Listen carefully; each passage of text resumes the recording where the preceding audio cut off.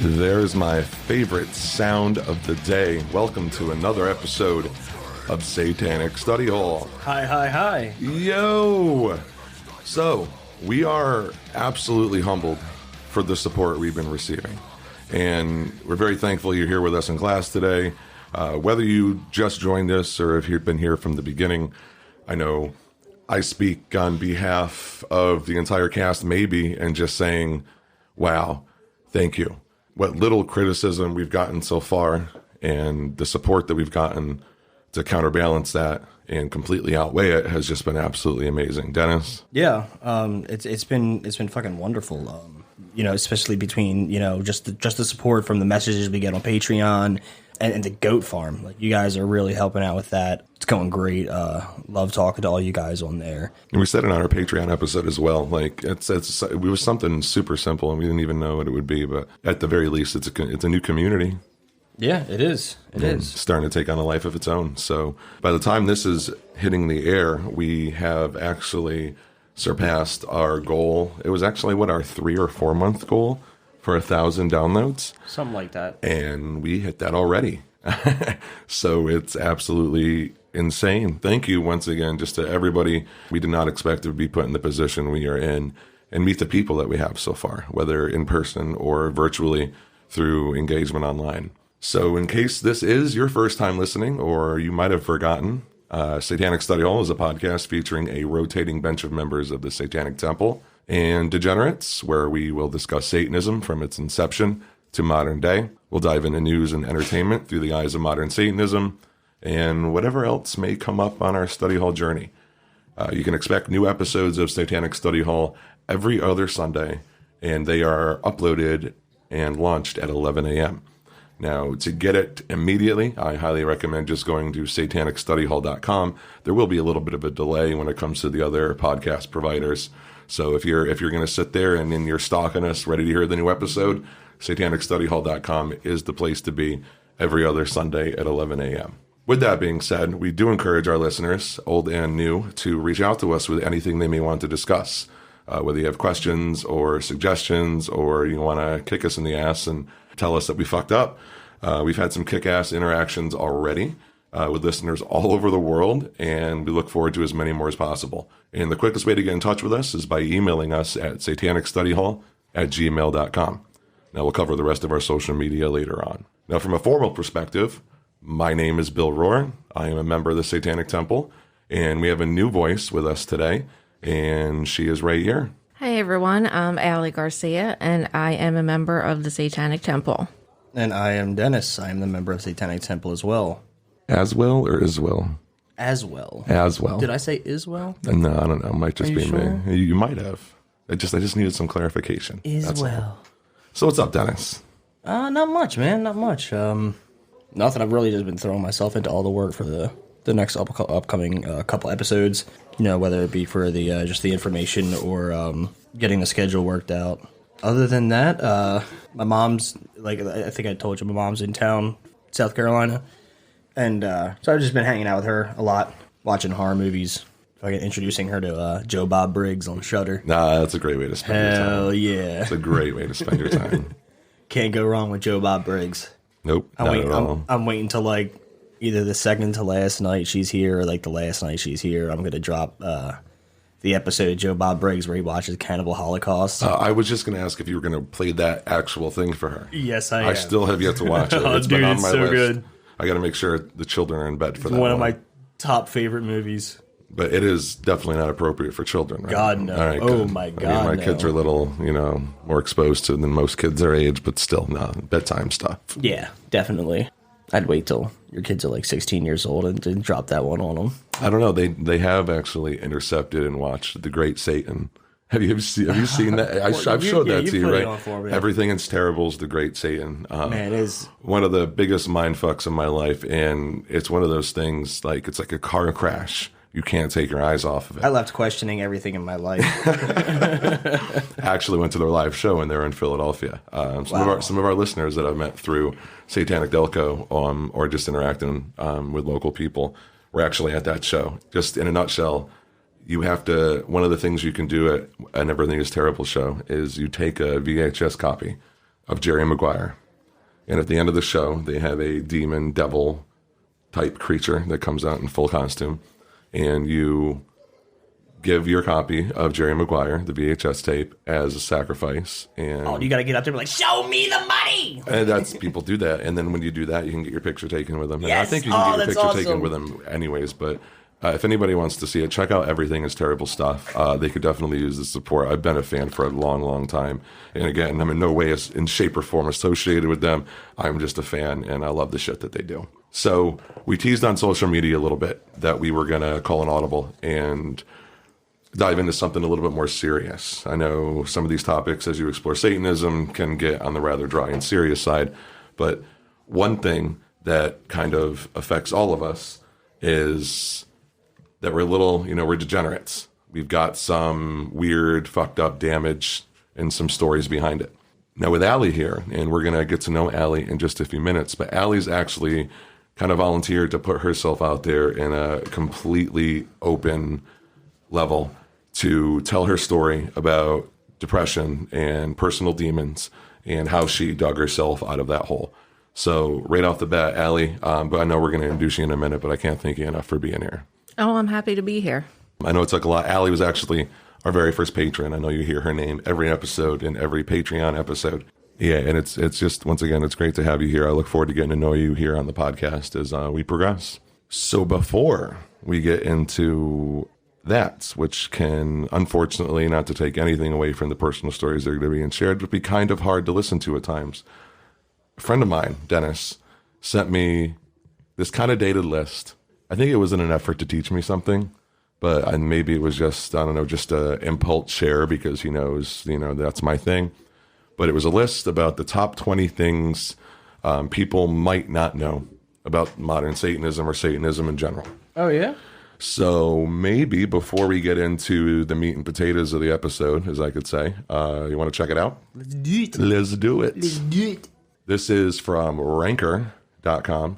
This came out on September 6, 2019, and was written by a Will Gish or Jish. Sorry, Mr. Will. Definitely an informative article you have here. So these are the things you never knew, or some things you never knew about Satanism. So number 1, Baphomet comes from Muhammad. Did you know that, Dennis? No, I did not. I knew it was he came from the Knights Templar. It says Baphomet was a figure in Satanism, obviously a demon with a goat's head, nude female torso, and cloven animal legs. The goat is closely associated with Satanism, blah, blah, blah, blah, blah. We know about that. Now, the first reference to Baphomet occurred in 1098 CE, and subsequent medieval references to Baphomet all come from the Middle East, where knights were on the Crusades. It's widely accepted that Baphomet is a derivation of Mahomet, an old French word for the prophet Muhammad. Thus, Baphomet, an enemy of Christianity through association with Satanism, arose from Muhammad, an enemy of Christianity at the time of Christian attack on the Holy Lands. Hashtag the more you know. Yeah. Just like you, Dennis, I knew about the association with the Knights Templar and all that, but I did not know that. There are a couple in here that kind of blew my mind. I'm actually going to fact check them because I got to be ready to duke it out with some people on social media that might want to call me out on some bullshit I read online. No, of course. But these facts made Ranker, so I would just, assume that Ranker has some kind of a checks and balances system in place. Next, Satan was a feminist. Kind of a given. Yeah. In a way. I mean, Satan was a woman, as Twin Temple says, right? The article says that some people, including Stockholm University professor Per Faxneld, see Satan as the original feminist and liberator of women. It was, after all, Satan who encouraged Eve to eat the fruit of knowledge in the Garden of Eden, thereby freeing herself from slavery to God. Now, throughout history, Satan has been associated with women who fight patriarchy, oppression, and traditional gender roles while seeking equality, sexual liberation, and autonomy. Kind of knew that one. That was no surprise. There are two major types of Satanism. What are they, Dennis? The two types of Satanism? The two types of Satanism. What do you think the article says? I mean, are we going with the atheistic and then the more, would you say the LaVeyan style or the theistic, like Luciferian? Ding, ding, ding, ding, ding. Correct. You got it right. Wow, really?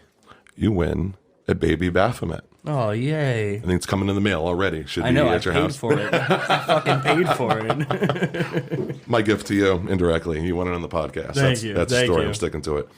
So it says Satanism is kind of like Buddhism. While some Buddhists believe Buddha is a god, others see him as a mortal man with great ideas. The same is true of Satanism. Theistic Satanists believe in Satan as an actual person, a deity, and they worship him.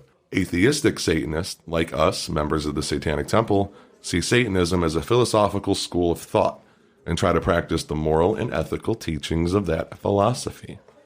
Like the way this guy writes. Yeah, really. Number 5, Satanism does not advocate violence. Not reading that. We should know that already. Number 6, Lucifer is closely connected to Prometheus. Now, the article says, Prometheus, a figure from Greek mythology, stole fire from the gods and gave it to mankind. He was severely punished for this act, which is seen as a metaphor for giving humans knowledge that would allow them to exist without the gods. They can now see in the dark. Lucifer's rejection of God in the Christian tradition is seen as a similar act of defiance and empowerment. Nothing? Keep going? No, I'm Roll sorry. on through and steamroll this shit? No, the only thing that really stuck out to me there is just, you mentioned the fire glove in the beginning, and the only thing I could think about was the beginning of Cuts Man by Horse the Band. I forget, because I forget what movie it's actually from, but it's they got a clip in the beginning of the song. It's like fire glove, and then it goes into the girl talking about the power glove. It's so bad, and then it goes into the song. Oh, that makes you said fire glove, and the way you said it made me think of Beavis, fire, and then you said power glove, and then my mind immediately went to the NES. Power Glove. Yeah. Well, isn't that what they call it? The song's about Cuts Man from Mega Man. That's why. Okay, it's the same fucking thing. Yeah. I thought Power Glove was a completely different reference. But No. Now I make the connection. So, sorry, you kind of lost me on that last one. Because it's all good. I was thinking about this fucking song. All right, let's check this one out. Satanism blew up in the Second World as the Berlin Wall came down. Oh. Now, I might have said that wrong because I actually made it sound like Satanism actually blew up. No, Satanism itself blew up in the Second World. Like, it got popular, gained popularity as the Berlin Wall came down. That's interesting. Is there any reason why, in association with the Berlin Wall coming down? Why, yes, there is. Let me read it. Ooh, here we go. I'll do it in my sexy voice. Damn. I am sorry, everybody. I won't do that again. In the 1990s, in the 1990s, after the collapse of the Soviet Union, the former Soviet states had their own little satanic moment. Countries, they had a moment, okay? Countries like Lithuania and the staunchly Catholic Poland were hit with a rash of supposedly satanic crimes. In news reports and public hysteria, believed tens of thousands of people were practicing devil worship. In Poland, murdered corpses were turning up near upside-down crosses in satanic messages. Reports indicate the criminal and antisocial behavior was not actually the work of organized religious Satanism, but disaffected youth suffering from extreme economic depression. They used Satan as a means of defying Catholicism, the country's main oppressive authority. Now imagine that. It's Satan, never mind. You know how it always fucking goes? Yeah, that's about right. It's always Satan's fault. It's always Satan's fault, not I did this myself. I fucked up. Next one says Satanism's alive and well in the American heartland. There's a strong Church of Satan following. I mean, there's not much. I mean, I know they got like the chapter in Missouri, and they got the Dallas Fort Worth chapter. So yeah, I mean, I guess they do have a pretty good following out there. I mean, there's can also imagine what's around that isn't chapter wise, whether it be something like Satanic Delco or yeah, I mean, there's also that Reformed Church of Satanism. A guy named Mike Grace in 2003 made this church in Michigan, and his goal was creating a community of socially mindful Satanists. He said it, quote, "It is self-responsibility, not just hedonism. You should enjoy yourself, but never at the expense of others." So that was in 2003. Number 9, Satanism advocates freedom of religion and separation of church and state. Yes. We all know that. Yes, definitely. Number 10 says the Catholic Church invented Satanism. Now, this I want to read. The Catholic Church invented Satanism. Now, in the 15th century, the Catholic Church presented a startling claim to the European public. Underground groups throughout Christendom were worshiping Satan, attempting to undermine the church, and even more ominous, the fabric of society.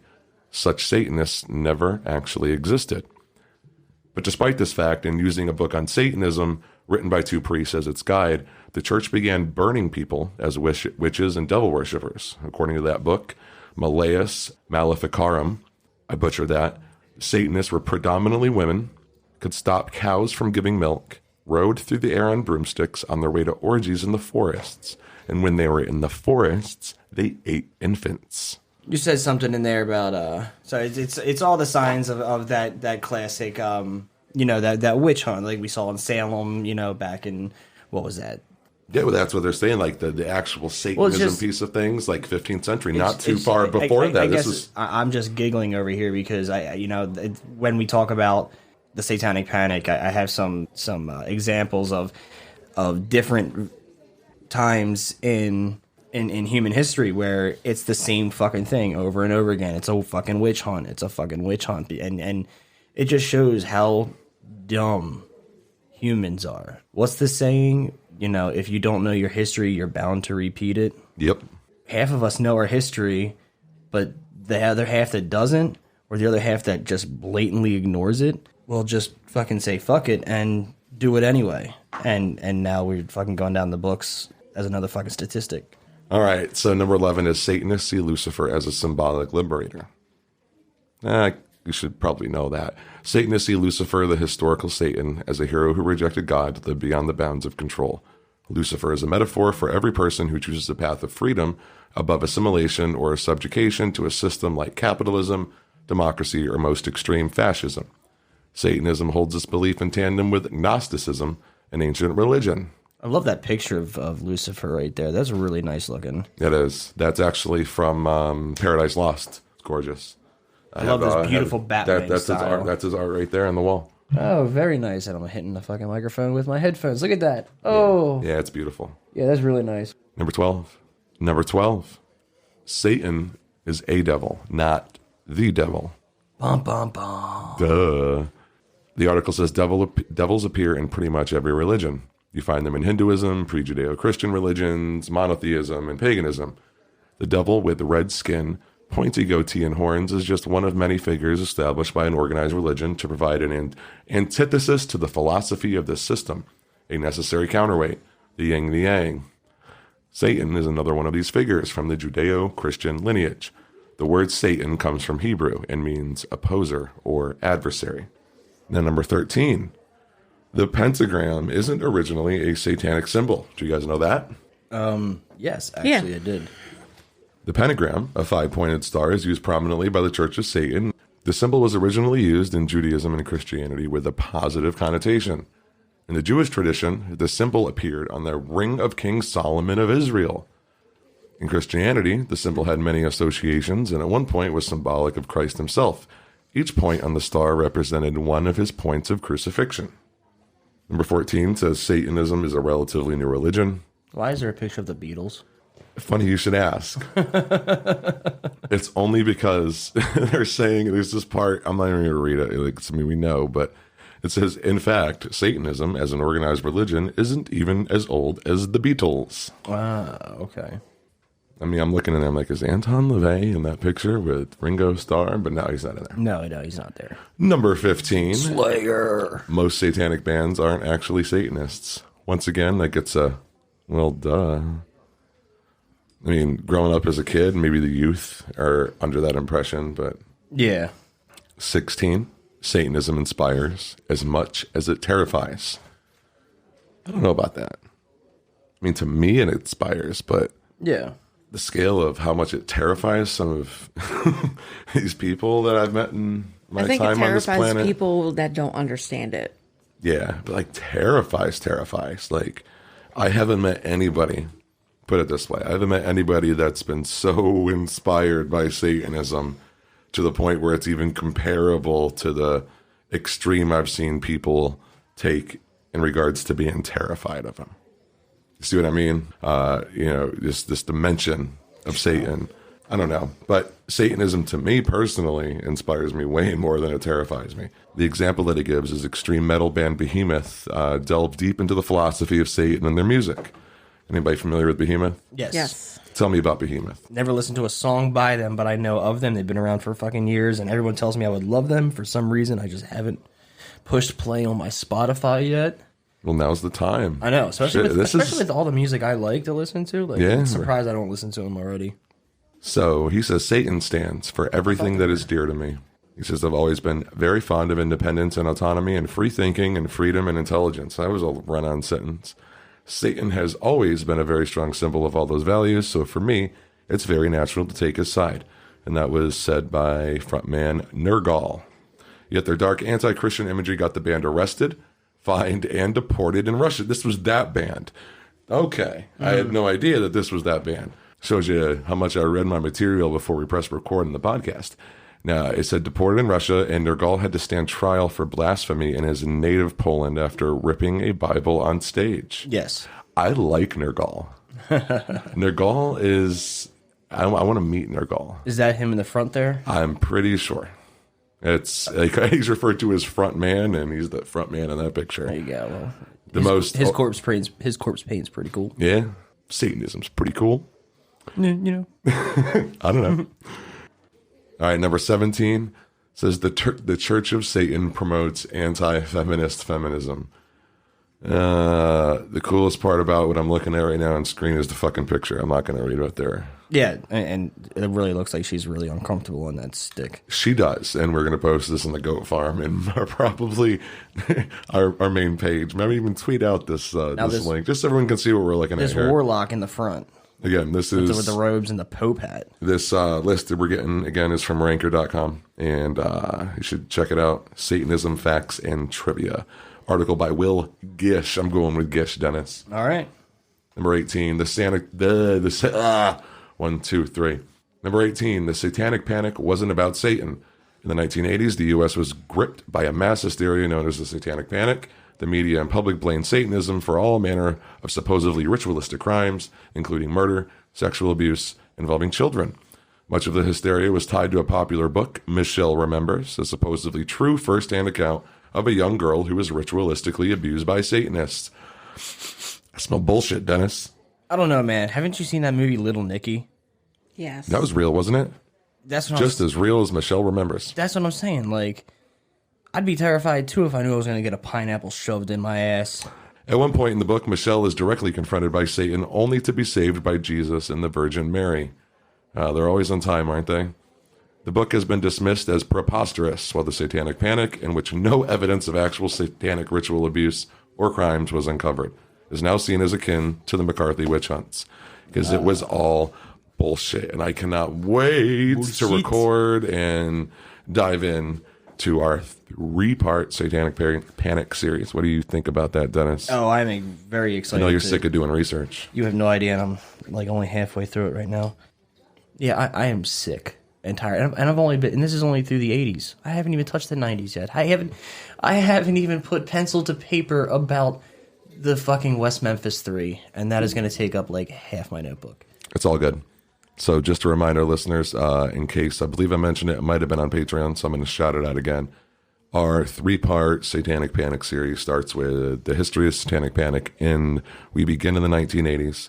We'll touch on some of the things that happened in the 70s, maybe even touch on a little bit of witchcraft, but mainly 80s. Second part is going to be the 1990s with a primary focus on Dennis's favorite thing to talk about. What's that? The West Memphis 3. Oh, yes.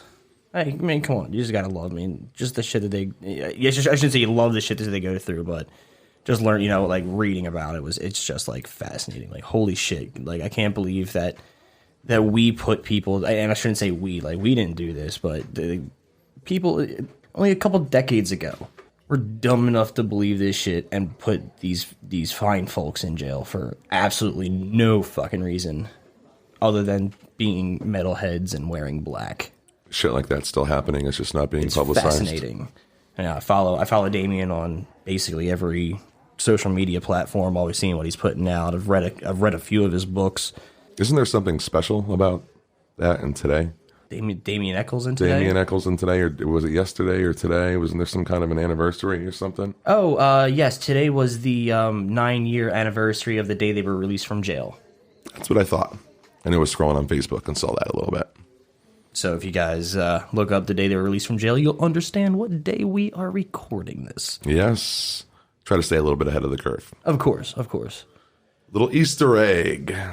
Bow, bow, bow. So after the 90s, Bow, bow. we dive right... Well, we're going to do 90s to modern day. Yeah, we're going to lead it up to modern day. We're not just doing 90s. Oh yeah, because we're going to finish it out. There's no reason to skip the 2000s because there's a handful of stuff that we have to cover. And then episode 3, Gray Faction. It's gonna be a deep one. Yes, it is. We're gonna have fun with it though. That's what we do. Just thinking about it I already feel overwhelmed. Some of these topics can get rough. There's always a method to the madness. Well, usually. 2 more. 19. Oh, finally. Those church burnings in Norway had nothing to do with Satan. Were they put up at the... They were about Christianity. The black metal scene in the 1990s was about many things, including the desire to embrace indigenous Nordic beliefs and reject imposed imperial ideals such as Christianity. Now, burning churches was a way for the disaffected youth to violently reject a religion imposed upon their culture. Black metal bands are generally more interested in Nordic paganism than Satanism and use satanic imagery to reject Christianity. All right, number 20. Occultism and Satanism are not the same thing. But people might not realize that. More often than not, the media and public imagination turn occultism into Satanism into the same thing. In fact, Satanism is just one of the countless things that fall under the banner of the occult. Occultism is something of a catch-all, encompassing everything from mysticism and magic of Aleister Crowley and his religion. We got to do an episode on Aleister Crowley. Series. Astrology, alchemy, and ancient peoples and beliefs such as Druids. Now, by definition, occultism is nothing more than the study of the supernatural. Basically, anything that is not science. All right, that kills the list. I don't know. I enjoyed that. It was a nice little read on my break. All right, on that note, we are going to take a quick break. What do you guys think? Bathroom break? Peace. All right, we'll be right back.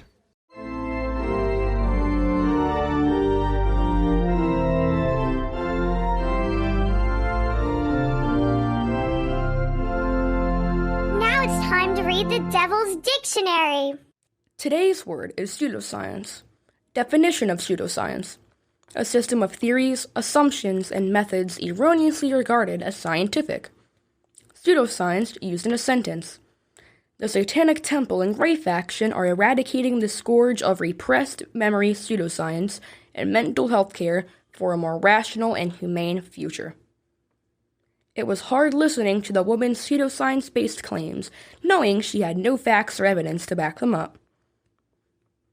Thanks for joining us this week, you heathens. Keep listening for our bonus word on this episode of Satanic Study Hall. Ave Satanas.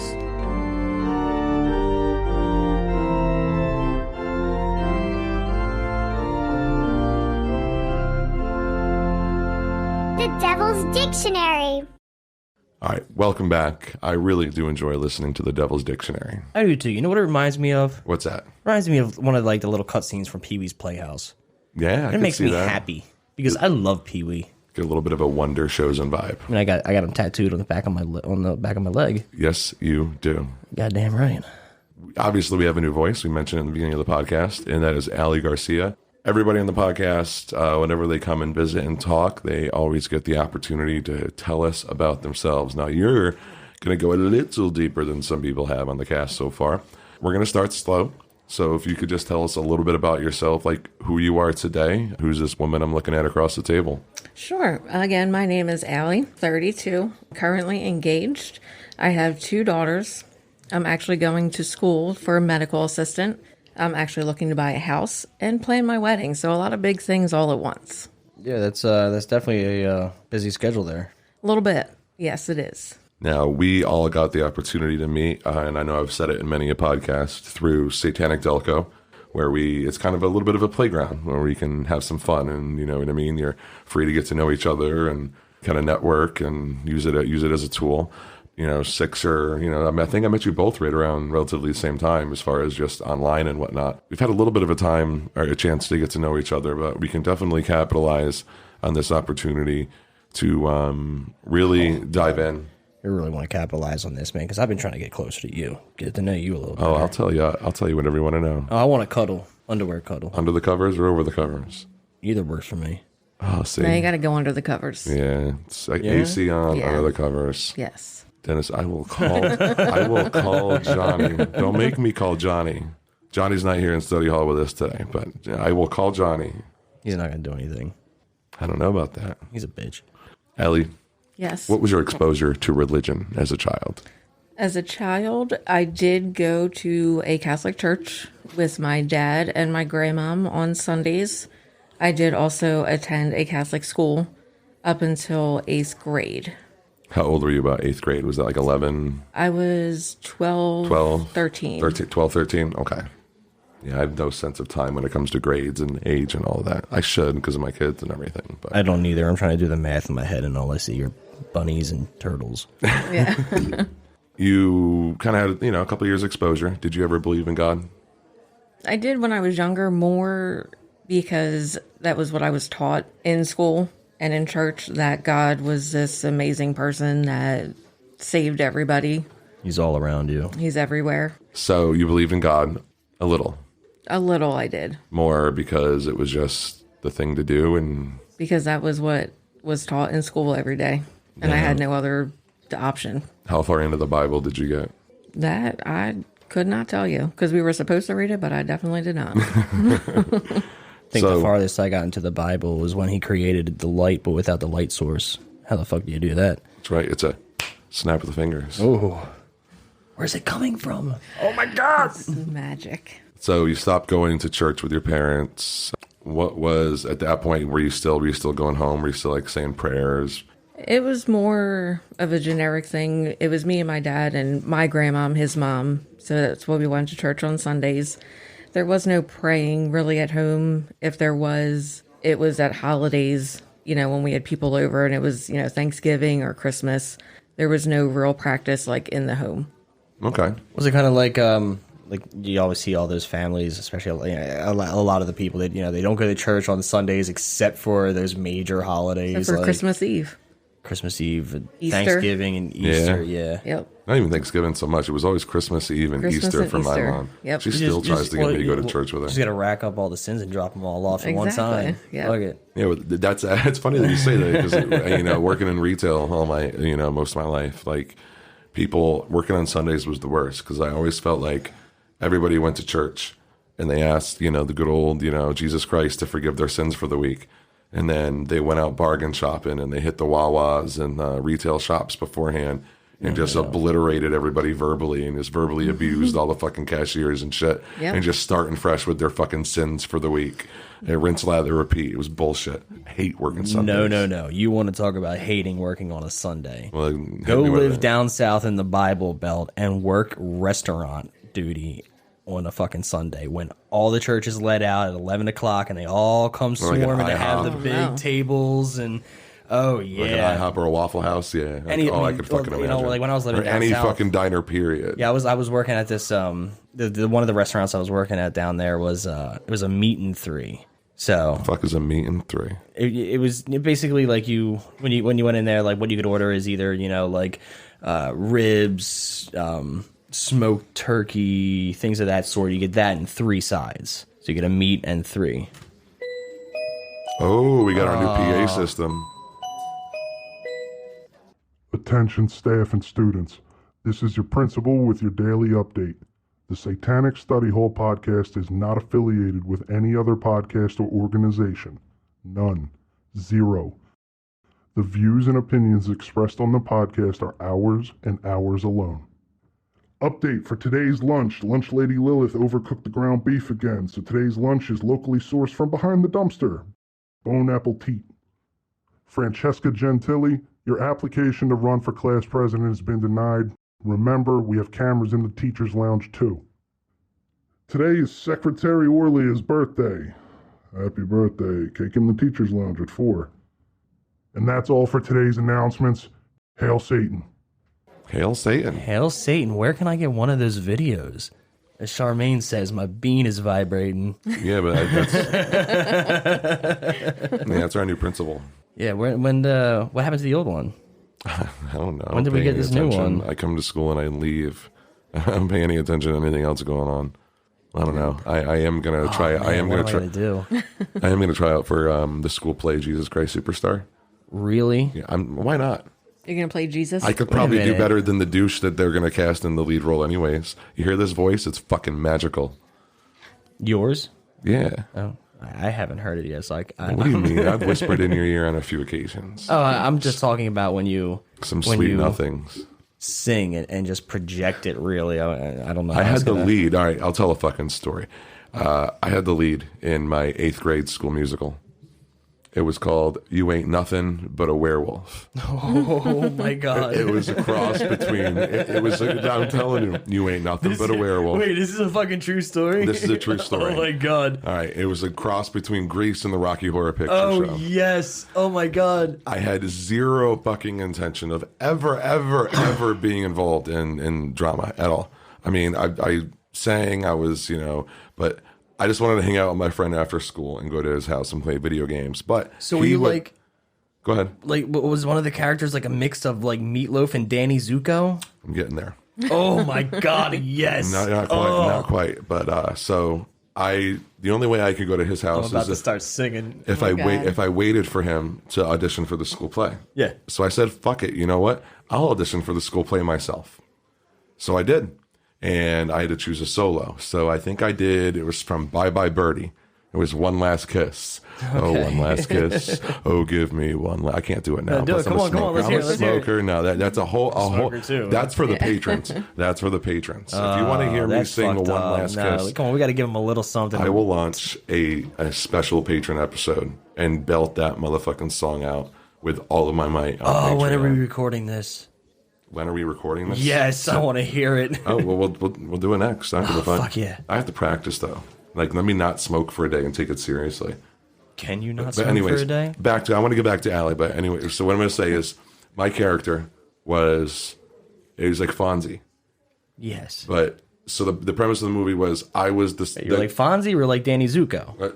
Fonzie, really, that was the character. It was like they added Fonzie to no, it was a cross. Well, it was because you're talking Grease. It's already like the Fonz. It was closer to the Fonz over, Danny Zuko. But I mean, I still had. So I had the Converse All Stars. I had the tight ass jeans. I had the fucking short white shirt with the fucking Marlboro cigarettes rolled up in my sleeve. Yes. I had the leather jacket, hair slicked back. I had long fucking hair. It was parted in the middle, so it all easily went back with a bunch of moose, and I played the part. Okay. Now. The bad guy was Rupert Murdoch, and he went to the Mad Professor and drank the potion and turned into a werewolf. And then, because Rupert Murdoch was the loser at school. And what school was this? This was back in Ithaca, New York.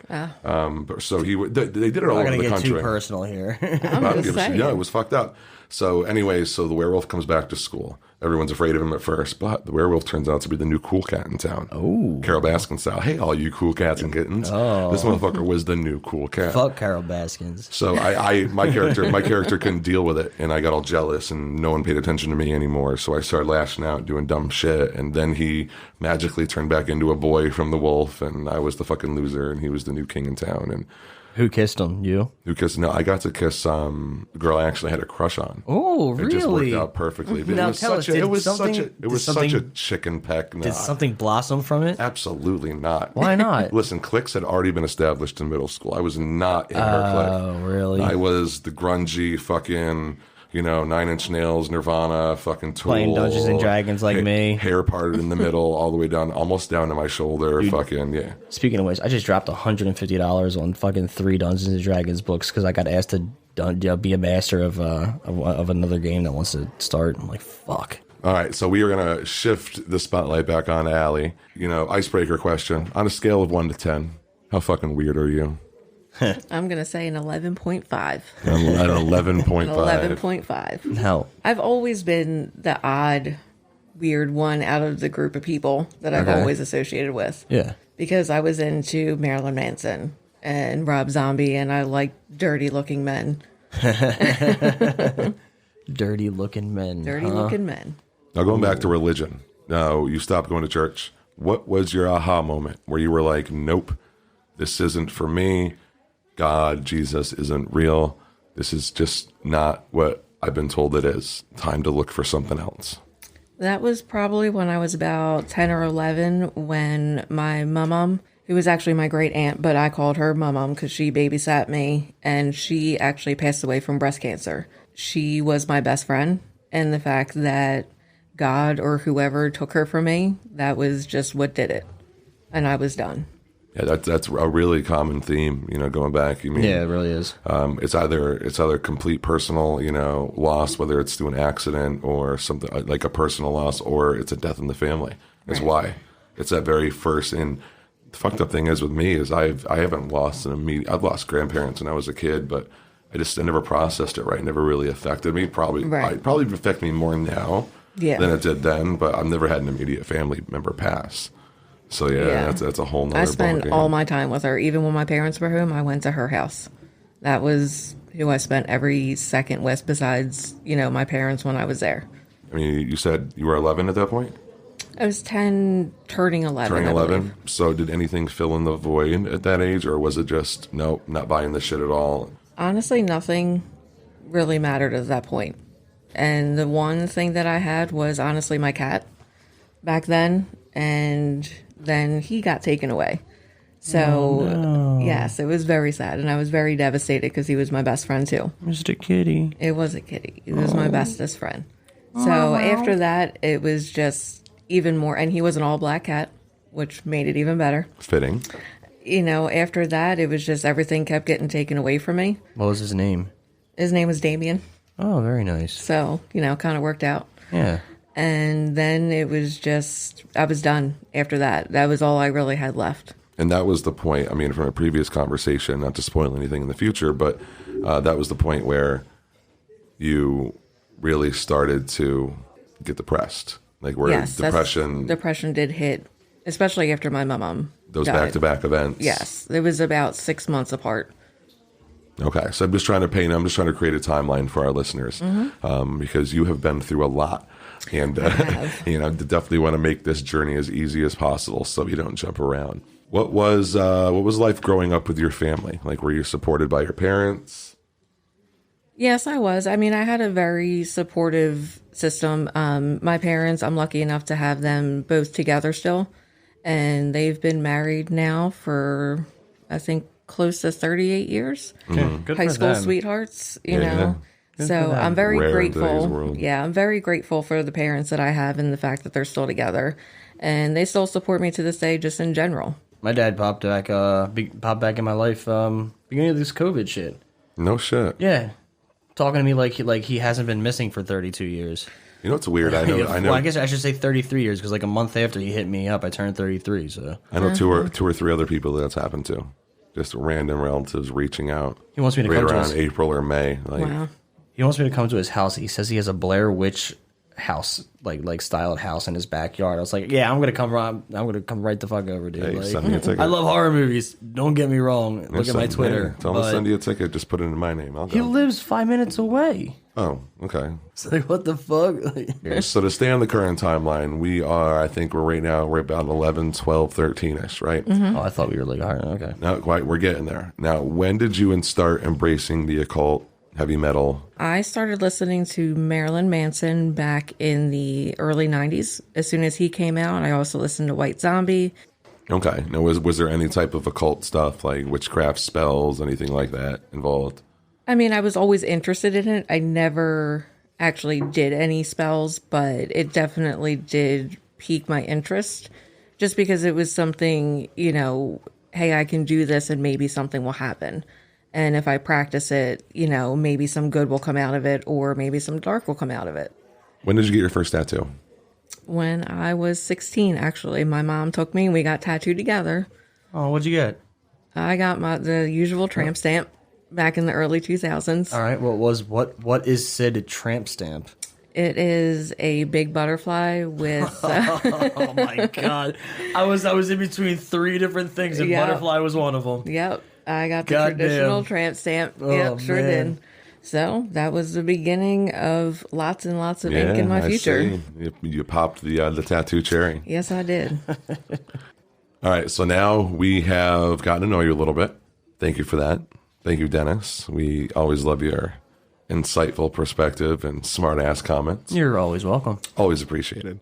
But so we're going to dive a little bit into the topic at hand here. So we set the stage of, and correct me if I'm wrong, but a relatively okay childhood.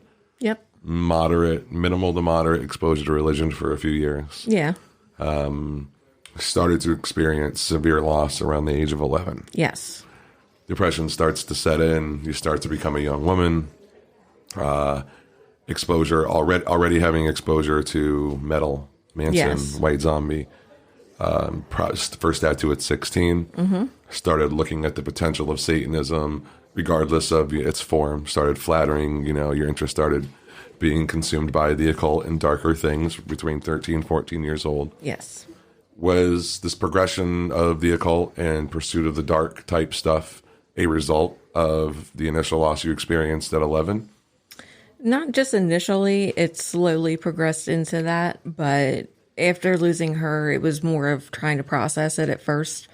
And then once it was processed and that she wasn't coming back, that's when the road to the darker things, kind of took place.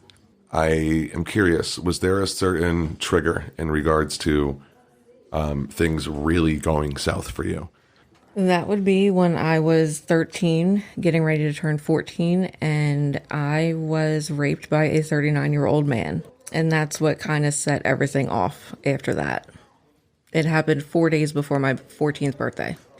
I've come a long way. No, you definitely come a long way. Like, I look at you today, like, that's why I wanted to paint the picture of the woman that you are, right now. I know everybody has a story, but Yes. when we spoke prior, that's why I wanted you on the podcast right away. Yeah. Because we're going to talk about some dark shit here, but we're also going to talk about digging yourself out of that hole. Yes. But back to that. So, if you don't mind, obviously. So you're 13, and you said he was 39. He was, yes. And did you know this man? I didn't. I knew him. I can't say I really knew him because it wasn't anything like that. I was 13. I was smoking cigarettes. I needed someone to buy me cigarettes. And back then, we didn't have cell phones yet, so there was still pagers. Me and a friend had paged him to get us cigarettes. That's when he just decided to make his move. And that's when it happened. Wow. And you were 13. I was 13, yes. And I didn't even know what to do. I don't know what to say. Who would? Who would know what to do with that when age? you're in that situation, you think of all the things that you could do, but in that situation for me, I just froze. And Right. I didn't. I was more scared than anything. Yeah, I've talked to rape victims before that just describe very similar situations of just freezing Yes, out of complete fear and panic, like a deer in headlights. exactly. So this happens at 13. Did you keep this to yourself, or do you bring it to the attention of the family, authorities, anybody? I initially did not want to tell anybody. I just kind of wanted to forget that it happened. But my mom, as a mom, just knew something was wrong. That seems to be the usual thing. Like they don't want to tell anybody, and It's just I wanted to just act like nothing happened. right. And my mom just knew something was off. Something just wasn't right with me. And, I could always talk to my mom, but at the same time, what do you say? So, I did end up telling her, and we had like a sit down with, her, my dad, and, I explained everything. And, then she took matters into her own hands of making sure I was okay. It took me to the hospital, Right. Things like that. And then got me into counseling immediately after. How did you process all of that moving forward? You referred to this as the trigger, the thing that really put you over the edge and Yes. sent you into your official deep state of depression. still 13 years old, still becoming yourself. I've got to ask, what were some of your coping mechanisms at that age as a teenager? Like, did you lash out? I more became antisocial just because, honestly, it was in the newspaper, and sitting in an English class in high school, everybody was talking about it. Yeah, you were on blast. And hearing different stories of everyone's opinion, and I was a minor, so my name wasn't in it. Right. And I had to sit there and listen to it. Everybody still knew. But they didn't know it was me. They didn't know it was you. They didn't know. No, they didn't know it was me. But I'm sitting there in a class that they're all talking about. Whispering about it, yeah. Oh, not even whispering. Talking all kids out are loud. fucking brutal. And it was just, I mean, of course I wasn't going to say it was me, but hearing all the different stories, someone had said, I met him online, someone said he paid me, and all these, and it wasn't anything of the truth. Right. So, unfortunately, I did start cutting because he took a lot from me. He took everything from me. Being so young and so innocent still, I just felt numb to everything. Then I also started starving myself more for control. I couldn't control what he did, but I could control what I ate. Now, if we can go back to the cutting real quick, not to interrupt, because personally, I dabbled in it for a short period of time. I was a pussy. I very, very small, no real scars, but there was the attempt there. It was the whole bleed just to know you're alive type Exactly. Right. Yeah. Can't say I ever cut, but I always did other things to basically get the same effect of Just to feel either, something. either bleeding or burning my skin. Or, And that's one of the reasons I brought it up was that the uniform thing. Now, your reason for cutting was just to escape and feel something Yes. other than what you were currently Just the feeling, like that was pain. raging in you. Yes, exactly. The feeling of cutting was a release of all the pain that I felt inside. Yeah. So it helped me feel better that time. Now, when you cut, did you cut in private and stay in private, or did you cut and seek attention? The only reason I ask that because some of the cutters that I've known in the past seek attention. Cut and will, even before cell phones, cut just for, like you said, seek attention, look at me, help me, pay attention to me. And that sucks in itself. There's a reason behind that, and I'm not discrediting that at all. But Right. But I was one that always did it in secret. Nobody knew for years. I mean, I made excuses to wear long sleeves in the summer. The air conditioner's on, it's cold, or my cat scratched me, dumb kind of excuses. But then when I did have to tell my mom, she didn't even understand at that point. And I was already cutting for about 4 years at that point. Okay. Now, did you have a certain spot that you always stuck to? Did you just move it around, or? It started on my legs more to keep it easily hidden, especially because I was still in school, Right. and I could hide it a lot easier. And then definitely once the winter hit and I got, more tricks up my sleeve, that was when I chose my one arm and stuck to that side. Yeah. so beyond the cutting, you mentioned you moving on to an eating disorder. Yes. Okay, can you tell us a little bit about that? So after that, it became more about control than being skinny or anything along those lines. I mean, people have eating disorders for many different reasons. And for me, I turned to anorexia because I could not control what he did to me. As much as I wanted to, I couldn't. So I could control my food intake. So that's kind of how that started. And it was just, I felt like I was damaged already. So, the damage was done. So why not? And this you carried this with you, and this consumed you for, how long? For about, obviously, as a child, obviously you're carrying that with you for your entire life. Right. But until you got to the point where you started talking to somebody. Probably once I finally realized I had a problem and I needed help, it was probably about 11 years later. But even as a teenager, and people had noticed, like my mom, I wasn't ready to get better. I didn't think I was sick. So it took me a good 10, 11 years to finally realize, what everyone else was saying. Now, at what point in this, or has it happened yet? Were you done? Go ahead, Dennis. I was going to say, like you say, nobody saw it? Are we talking about just the cutting, or is there even anything the else? eating disorder, because I would wear Eating baggy disorder, clothes. Okay. Yes. Even as a senior in high school, I Right. did my senior research project on eating disorders. Not one person knew. And I Right. used myself as my Guinea pig. presentation. Yeah. I mean, that's pretty, it's pretty heavy. And obviously that comes from a range of issues. Yeah. So- yeah.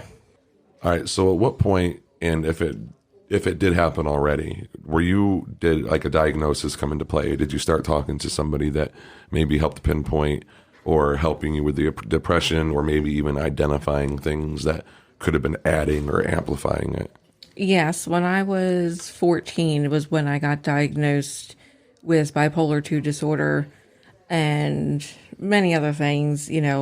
Major depressive disorder kind of goes within that, and borderline personality disorder. They're all kind of, go together with mental illness for the most part, not for everybody. From dealing with that, I have a lot of anxiety, a lot of social anxiety. And, seeing a counselor or a therapist, it takes time, because especially when you're young, you don't really know what's going on in your head to begin with. And then to have all these other thoughts and, racing thoughts and stuff going through your head, it's even harder to really understand what's going on. Yeah, it's definitely harder to, sort them out, I should say. Exactly. Yeah. What was the very first medication you were prescribed? Do you remember? The very first one for most, teens at that age was always Zoloft.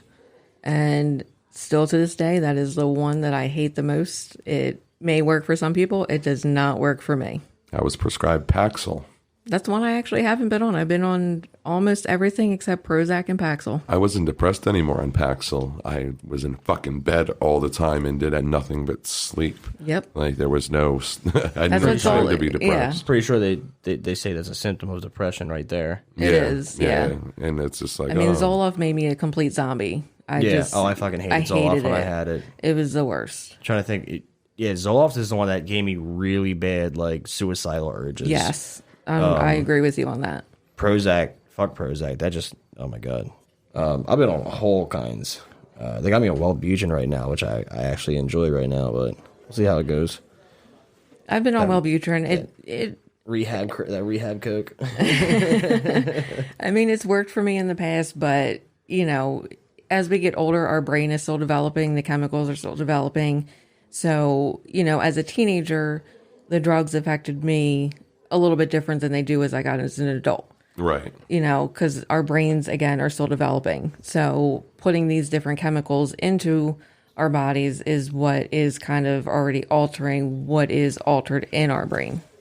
What happened next in regards to, your diagnosis and how things progressed? Because I'm fairly certain they got a lot worse before they got better. That is true. I was seeing a therapist. I was also seeing a rape counselor. I connected more with the rape counselor. She did help me a lot. I still wasn't as open. I didn't feel comfortable always talking about everything. So I did keep a lot in, which then led to more depression and anxiety, because I wasn't getting the feelings out. I did start to journal, which did seem to help a little bit, but the darkness inside of me was still there and the pain that I felt was still there. And then once I hit 16, so in about 2 years, that's when I just kind of broke. And I did try to commit suicide and willingly went into a nut hut, as I like to call it. A nut hut. The nut hut, What do they call it around here? 302?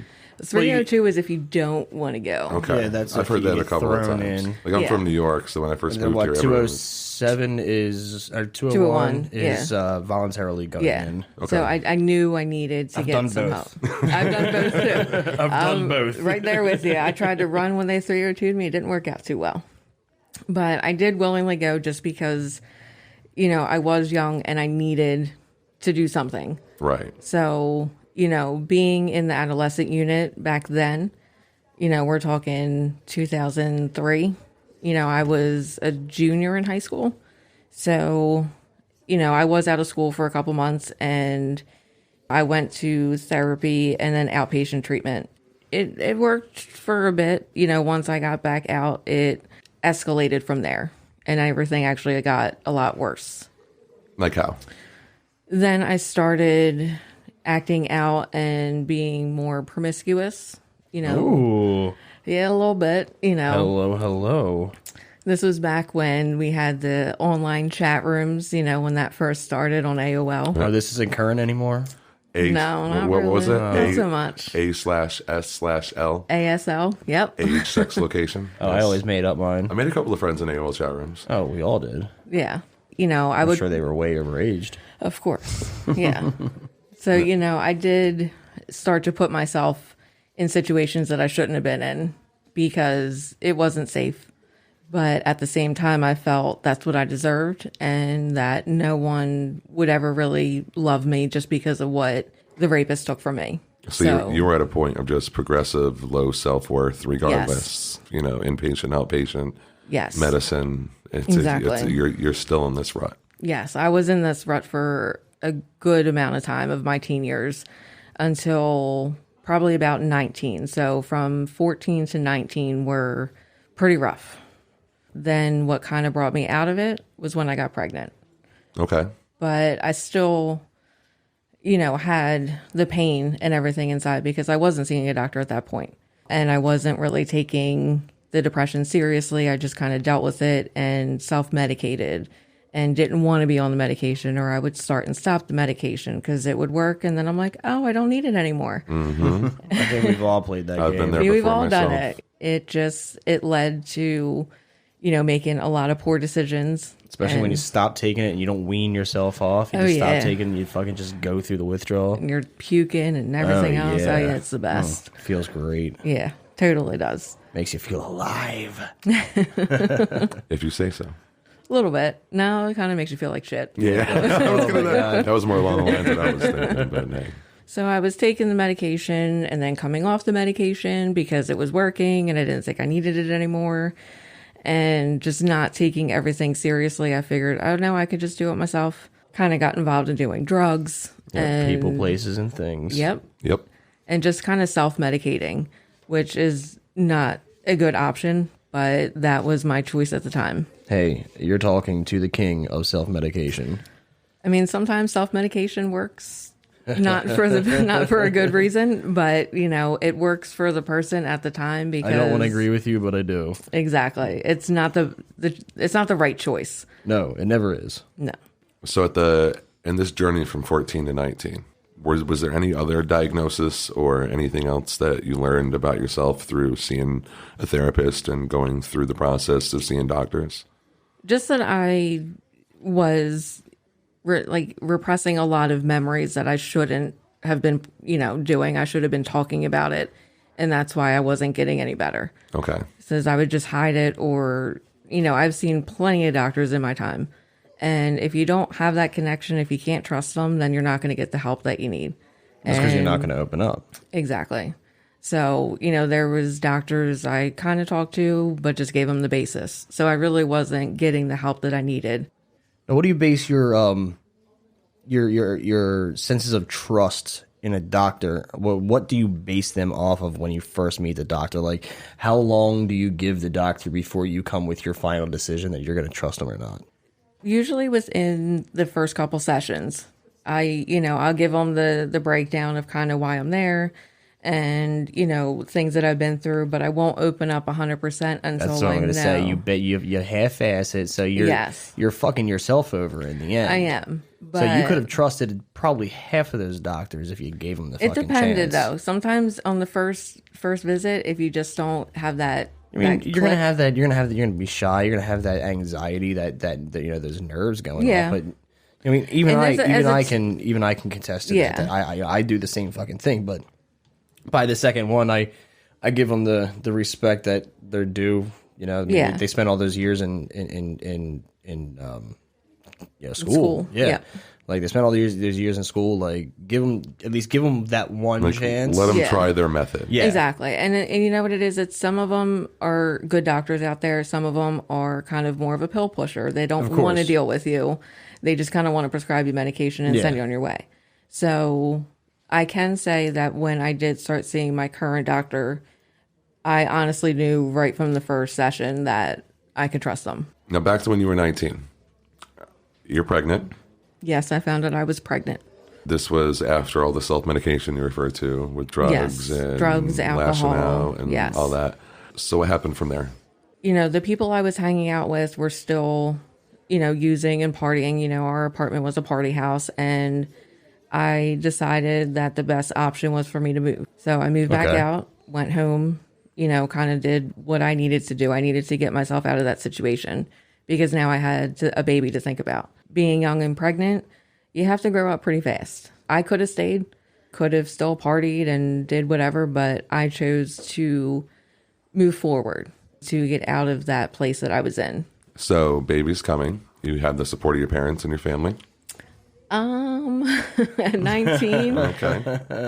That's always a good question will to ask, say- so I figured I'd throw it at you. I will say my dad, literally, his response was, well, shit happens. I was like, all right. My mom was a little less enthusiastic, Right. but It doesn't sound like your dad was too enthusiastic. he either, didn't but- care. He was just like, oh, whatever. Yeah. I was like, okay. My mom, she was mad, you know, for about a week.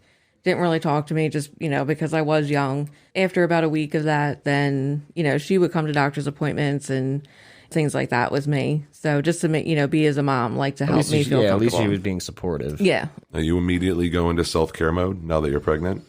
It was like the flip of a switch. I Okay. just, Yeah, I was going to ask, like, did you just stopped right I there just cold stopped. turkey? Even the day I found out I was pregnant, I was high. Okay. And I was just like, I got to do something. All right, so let's fast forward 9 months. Okay. Baby's here. Yes. Hello, sunshine. Do the decisions that you made when you were pregnant stay the same? Does it become easier now that you have this new bundle of life in front of you? Or did your brain or your mind start to wander back to old things? It really didn't, mainly because my daughter's father passed away when I was pregnant. So, Oh, it's a, Wow. yeah. it's a whole nother layer. Yeah, I wasn't expecting that. Yeah. So I was 19, getting ready to turn 20. It just completely devastated me. I was 5.5 months pregnant. Yeah. And, you know, I was 19, turning 20. I was young. Now having to do it alone, it was scary. How did you make this work? I mean, honestly, I don't even know the right question to ask after hearing that. I mean, after he passed, you know, he got killed on his motorcycle. Someone hit him head on, and you know, I saw him that day, and 6 hours later, he was gone. You know, at first, I couldn't process it. I was in denial for many years after that, but it gave me more of a push to be the best mom I could be to my daughter. Hell yeah. You know, so losing him was devastating in general, but then also knowing my daughter's never going to have her father. So that added, you know, a whole other layer. And while at the same time, still battling depression, still Right. trying to stay afloat, and still battling the bipolar. And Right. still battling early recovery from addiction. Yeah, Yeah. and We carrying can't- all we of this. cannot- No, not at all. It's carrying all this weight on your shoulders. Yeah. So, you know, I just kind of pushed through it. I had a healthy pregnancy, luckily. Everything was fine. Once she was born, then that's all that mattered to me. Hell yeah. Nothing else made any, I didn't care. It was just me and her. I did have the support of my parents because I lived at home. So they did help me out. That was my everything. Now, even with that being said, was it still progressive, kind of clean and sober Yes. living from that point on? Yes. 100% once I found that I was pregnant. Now, from the depression standpoint, it doesn't go away. No. Right? It's there. All of that stuff compounding. You're still carrying it all.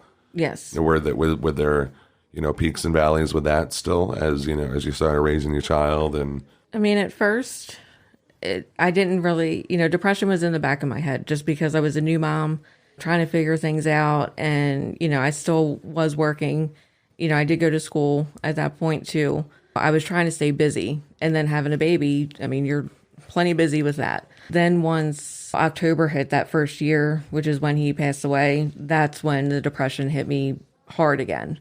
Just because watching her grow up and then him not being there, you know, it was always there. I tried to stay focused more on just raising her and enjoying as much time as I could with her. Now, outside of staying busy, I know there had to be more coping mechanisms to help you work through that. Now, we have a pretty solid listener base so far, and it seems to be growing.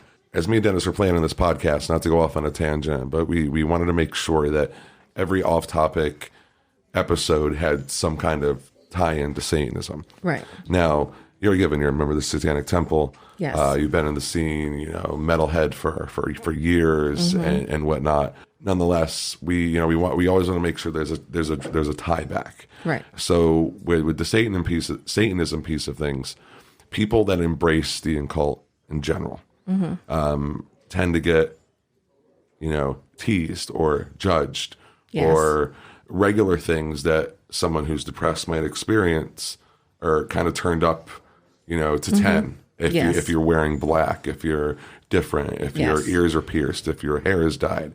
Now, growing up, just to kind of go backwards just a little bit, were you already dressing the part and into the scene through high school? Because I forgot to ask you. Yeah, I mean, I definitely was a bit goth for, you know, a while, mainly due to being obsessed with Marilyn Manson. And, you know, then I did actually dance. I did tap dance for a long time. So then, you know, my wardrobe kind of changed a little bit. That is a huge difference. That's a huge difference. You go from goth to tap dance. No, well, what the fuck up? Wait, I want to dive deeper. But on you this know what? Tap dancing. It got out tap so dancing. much frustration because, you know, you're doing so much with your body. Yeah. That all like the feelings that I had and the pain that I felt, I took it out in dance. So it was another way to kind of cope. Now, why tap? Because tap is awesome. I did tap and hip hop. I did both. Ballet, I'm not graceful enough. I couldn't do all that. I'm just okay. But tap actually takes a lot of technique and talent. Right. So it's not easy to do. I don't know. I guess just like when I think of the dance world, I think of tap dance as like, you know, someone going into the music world and saying, you know what? Yeah, I'm going to pick up the fucking bagpipes. Or the accordion, or like. I mean, I always had piercings. You know, I started out with my ears, obviously, and then, you know, once I got a little older, I started with tattoos. I did on the weekends. I'll put it that way. I always did wear black. You know, my hair was always colored some kind of color, and you know, it's just going out to a store. You know, you get looked at by everybody, and it's just, you know, like what? Like what, just because I'm different than you, that, you know, you're going to judge me just by how I look? Now, fast forward to today's world. Do you still get those judgments? Oh, when you go yeah, out in public 100%. because of your tattoos and your hair color? Oh, especially and when I'm in wearing the all store black. with my kids. Oh, yeah. Pentagram showing on the arm. Yeah, Pentagrams, devil I got angel. devils, I got, you know, all of it. I don't have as many piercings in my face. I did have snake bites, and then I took them out. But I do still have, you know, decent amount of piercings that you can see, covered in tattoos. And, you know, especially when I'm with my kids, let's say in Target, you know, all those other stay-at-home moms or whatever. Karens are looking at her. Yeah, like, they're all looking at me. You know, I'm dressed in like, you know, band merch and, you know, cut up like leggings and things like that. And it's just like, then I'm walking around with my two girls. And that's one of the reasons I brought that up, is because if it's still happening to you now as an adult, just imagine it happening to a kid, the same type of level, but amplified, because, you know, adults are a little bit more, I don't you care. know, indirect about it. Yeah, kids are just straight up in your face. Yeah, they are. We've all been affected by others, and we've all been Right. depressed in some way, shape, or form.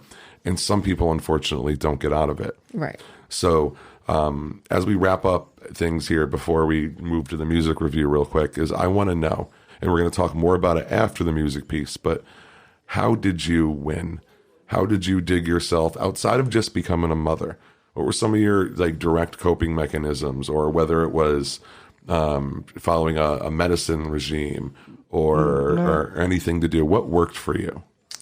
Definitely seeing my therapist and knowing that I could trust him, it definitely helped get me to where I am today. You know, I could, if I felt a manic episode coming on and I was out of control, I could call him and, you know, he'd let me come on his lunch break, you know, to try to help me, kind of come out of it, or, you know, increase certain medications to bring me down from it, just because it was getting a little out of control. I've been on many medications. Some work, some didn't. Some work for a while, then they don't work anymore. Unfortunately, a trial and error when it comes to that. Medication isn't for everybody. For me, I am successfully on medication at the moment to where, you know, I can function and my depression isn't as debilitating as it could be. Right. You know, and then the other thing I do is I honestly use adult coloring books, because instead of sitting there inside my head, I'm at least focused on something else. Yeah, I mean, it's a great thing to, you know, it's a great exercise, a great release. Exactly. Yeah. And she listens to Satanic Study Hall. And I do that, and I jam out to some metal. Do any healthy coping mechanisms, like you do any meditation, yoga? I mean, that never really worked for me too much. I mean, even like a mindful walk, like some like mindful meditation, just, you know, just get out, walk, listen to, you know, be in the moment, listen to the sounds around you, the birds, the trees. Sometimes I do, you know, and it depends on the day. Right. You know, right. if it's a day where I'm like, I need to get out of this, you know, this house and just kind of, you know, take a walk. Yeah. You know, I'll do that. Or, you know, sometimes I'll just put my headphones in and just listen to some music. Right. No, it's you know, it sounds like, you know, being a person in recovery who is not of faith or something of that, you know, of that sort. Right. You know, not really the 12 steps. Exactly. And working a higher power into it Yeah. and all that. It sounds like you did you know, there's like 4 different kinds of like atheist or agnostic ways, you know, like ways to recover without God. You know, like Yes. I shouldn't say there's only 4 different ways. There's plenty of ways, Right, but yeah. you know, I was on the smart. If anybody has ever heard of Smart Recovery, it's all science-based recovery programs. Right. Yeah, it's like really a fucking cognitive cool. behavioral treatment or Yes, something like it's that, right? really Yeah. cool. I was just on the website today and yesterday. I was like, holy shit, this is awesome. And they have like online Zoom meetings. So I'm like, fuck yeah, I can finally start getting back to Yeah. the meetings and all that. And it's cool because I'm not going to be hearing God in these Yeah. meetings. You know, I'm not going to be working these fucking 12 steps. Yeah. And there are 12 steps for the atheist, the agnostic, the Satanist. You know, there's more a secular way to do it. Right. Which I actually have. I meant to bring the copy tonight. I have a book that kind of lays it out. It's really fucking cool because I started an AA, like an atheist AA meeting. Oh, okay. Just as COVID kind of shut it down for a Yeah. while. I'm waiting to start it back up. But you know, I'm using that book for the program, and I'm trying to use a lot of the information from this Smart Recovery website. It's really cool. But you know, like as you know, as they state on here, there's like 4, you know, there's like kind of 4 different ways to go about with, you know, like recovery without a higher power. And it sounded like you did like that more personal recovery path. Yeah. Or it's just, you know, really pharmaceutical way and things of that sort. You weren't really, you know, using the whole meditation and exercise. No. And you know what? My doctor's goal is to get me off of medication. It'd be a great thing. You know, and I would love to be off medication. I mean, Right. right now it works. And, you know, do I like taking it every day? No, I don't. But you know what? I do it to help myself and to be there for my kids and to be a great mom. Of you know, course. Yeah, no, I'm not saying that you're yeah, not doing no. it for that reason. yeah, you know, it's just it works for me right now. Now, if I can come off of it one day, even better. Hell yeah. Question for you. Yes. What would Aly, that I'm looking at right now, say to 16-year-old you? What kind of advice would you give yourself? What have you learned? And what do you think you could say that might make a difference? Not that I expect you to want to change anything, Right. because I mean, we are where we everything- are. But what yeah. advice would you give yourself? I would definitely tell myself to open up a little bit more, you know, and not try to keep everything in, you know, and think that it was going to solve the problem, because it didn't. So I would definitely tell myself back then that, you know, it's okay to not be okay. And it's okay to reach out to people, you know, and not just keep everything in my own head to where it leads to, you know, destruction of something. I would definitely instill that in my 16-year-old self. Now, outside of advice that you would have given to your younger self, what kind of advice would you give to somebody going through any of the many things that you've mentioned on your you know, your journey today? I would just let them know that it's okay to not be okay and that you're not alone. You know, there are many people out there going through some of similar things that you may be.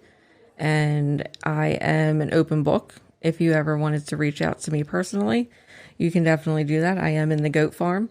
And The goat farm. The goat farm. So if you just needed to vent to somebody or just needed some advice about anything, I am all open, all ears. You know, feel free. I've been there. So, you know, I know what it feels like to be alone and not have anyone to talk to, but I'm putting myself out there and you can come talk to me. But yeah, so Aly, thank you so much for sharing your story. Yeah, thank you. You're welcome. I loved getting to know you better. It kind of, you know, answers some questions that I've had previously. And, you know, I really appreciate you supporting the podcast in the beginning. Oh, definitely. And I was number one. You were number one. Yes, and I was. being humble enough to just come on here and, you know, give people some hope. Yeah. That there is a light at the end of the tunnel. There and is. I think that's one of the most solid messages that we can say is no matter what kind of curveballs and bullshit that life throws at us, you know, there's always someone to listen to your story. You may think that you might not want to, but personally, I just feel better saying things out loud. Yeah. To something other than my reflection. Right. And, you know, there are people out there that are willing to help that you may not even realize. Exactly. Take a chance, roll the dice. Don't keep that shit bottled in and process that stuff. Use your resources. On the goat farm and in the episode notes, we're going to share the suicide prevention hotline as well as, you know, mental health awareness and support hotlines as well, because I think that's very important for people to have. I know I'm guilty of sharing that stuff on Facebook and you know, I just need two of my friends to post this. And I think that's important, especially in the world of social media. I fucking hate social media. We're always comparing ourselves to somebody else and I hate it. So we're always comparing it because they only post the good shit. Yeah. Of course. Like, oh, well, why isn't my life that fucking good? Yeah, and I said in another podcast, luckily my social media is consumed by the podcast and all that good stuff. So I get to kind of narrow my focus. Yeah. I appreciate that.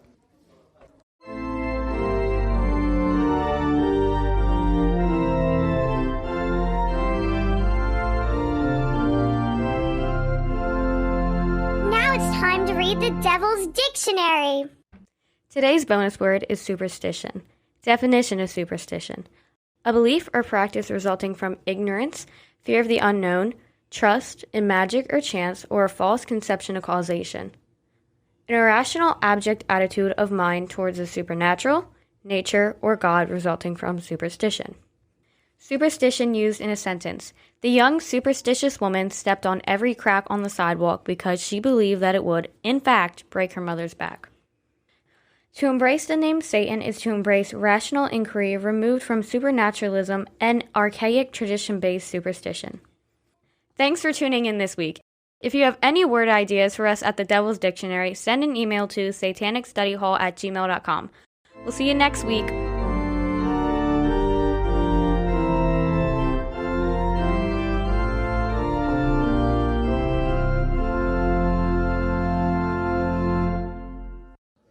So not only do we usually hit our listeners with one episode of the Devil's Dictionary, today they got a bonus episode. I know, dude. I was fucking so happy about that. I wasn't expecting that at all.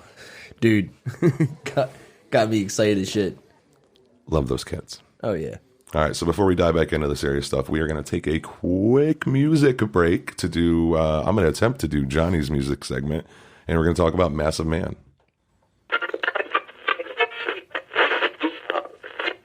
Is heavy metal really the devil's music? You know what you are? You're the Antichrist. What? Yeah, that's what you are. You are the motherfucking Antichrist! Hail Satan!